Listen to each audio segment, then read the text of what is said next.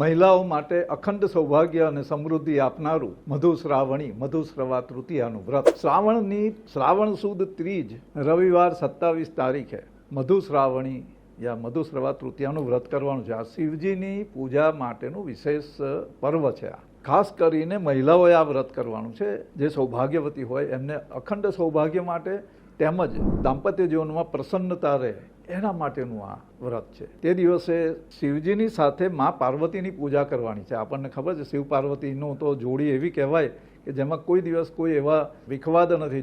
જન્મ એ સાથે રહ્યા. મા સતીના રૂપે જન્મ લીધો હતો, પાર્વતી તરીકે જન્મ લીધો હતો અને છતાં શિવજી એમને પતિ તરીકે પ્રાપ્ત થયા અને દર વખતે એમને વ્રત કર્યા છે. તો મધુશ્રાવણી વ્રત એ શિવ પાર્વતીની અખંડ જોડી જેવું તમારું દાંપત્ય જીવન રહે અને પરિવાર સુખ સમૃદ્ધિમાં રહે એના માટે કરવાનું છે.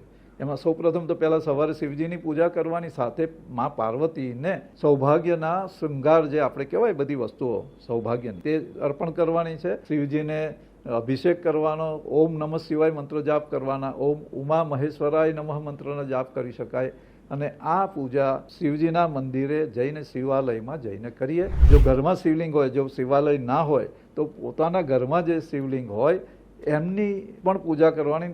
સોપારીને પાર્વતીના પ્રતીક તરીકે મૂકી અને એની પૂજા કરવાની. આ મધુશ્રાવણીનું વિશેષ પર્વ છે. મધુ એટલે મધ, શ્રાવણી એટલે શ્રાવણ મહિનાનું કહેવાય, પણ બીજો અર્થ એનો મધુશ્રાવ એટલે કે તમારા જીવનમાં, દાંપત્ય જીવનમાં મધુરતા કાયમ રહે એના માટે. જીવનમાં જ્યારે દાંપત્ય જીવનમાં કે વિખવાદ ઊભા થયા હોય તો ખાસ કરીને સ્ત્રીઓને, મહિલાઓને સહન કરવાનું વધારે આવે છે. તો આ મધુશ્રાવણી વ્રત કરશો તો જીવનમાં જે કંઈ કડવાશ હશે દૂર થઈ અને મધુરતા આવશે.